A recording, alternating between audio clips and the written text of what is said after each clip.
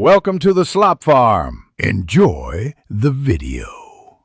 In this video, I will explain how to remove a Hyundai Sonata door panel. First, let's gather our essential tools. You will need a Phillips head screwdriver and a small flathead screwdriver. A plastic trim removal tool is incredibly helpful to avoid scratching your vehicle's finish. Sometimes, a Torx T20 screwdriver is also necessary, especially if you plan to access the speakers.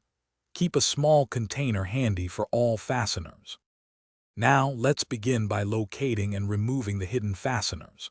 Start by gently prying up the small square cover in the armrest storage area.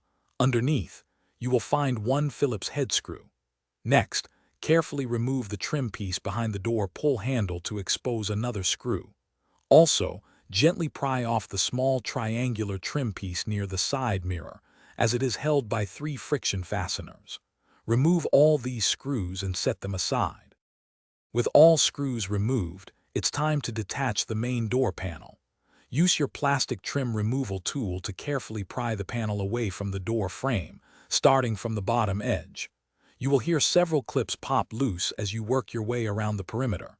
Once all clips are released, lift the entire door panel straight upwards. This action disengages the panel from the window channel, allowing it to come free. Finally, with the panel lifted, you will see various electrical connectors and cables.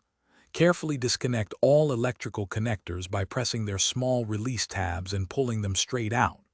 Also, detach the 2 cables for the door handle and lock mechanism. To reinstall, simply reverse these steps. Ensure all clips align correctly and the panel sits flush. Always test your power windows and door locks before fully tightening all screws. Thanks for watching. Consider subscribing if we helped you today.